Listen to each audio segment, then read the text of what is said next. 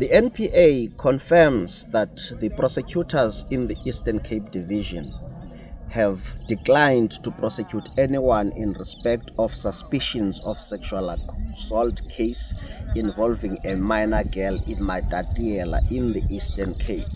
This decision is informed by a thorough assessment of evidence contained in a docket that was submitted by the police. They concluded that there is no evidence of rape or sexual assault after the minor girl was interviewed and examined by medical practitioners and forensic social workers. We took a decision as the NPA to release a statement today in view of the public outcry and the interest generated in the matter, even though last year, November, when the decision was taken, no statement was issued.